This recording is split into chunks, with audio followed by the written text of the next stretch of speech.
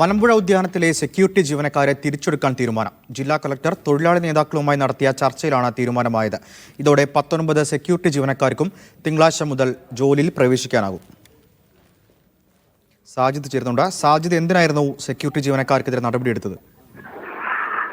സച്ചിൻ, ഇതൊരു അച്ചടക്ക നടപടിയുടെ ഭാഗമല്ല, മറിച്ച് മലമ്പുഴ ഡാമും ഉദ്യാനവും കുറച്ച് മാസത്തേക്ക് അടച്ചിടുകയാണ്. ഈ സെക്യൂരിറ്റി ജീവനക്കാർക്ക് ആവശ്യമായ ജോലിയില്ലെന്ന് കാണിച്ചാണ് ഈ ജലസേചന വകുപ്പ് 19 പേരെ പിരിച്ചുവിട്ടത്. SC/ST വിഭാഗത്തിൽപ്പെട്ട ആളുകളായിരുന്നു. ഇവർ വലിയ പ്രയാസം അനുഭവിക്കുമെന്ന് പറയുകയും അതോടൊപ്പം തന്നെ സമരത്തിലേക്ക് പോകുമെന്ന് പ്രഖ്യാപിക്കുകയും ചെയ്തിരുന്നു.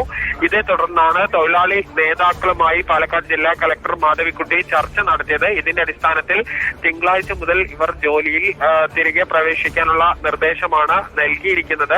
ഇവർക്ക് സെക്യൂരിറ്റി ജോലി അല്ലാത്ത മറ്റ് ജോലികൾ കൂടി ചെയ്യേണ്ടി വരും. ആവശ്യമായ സഹായങ്ങൾ ജലസേചന വകുപ്പിന്റെ നിർദ്ദേശാനുസരണമുള്ള ജോലികൾ ചെയ്യണമെന്ന ഒരു വ്യവസ്ഥയിലാണ് ഇപ്പോൾ ഇവരെ തിരിച്ചെടുത്തിരിക്കുന്നത്.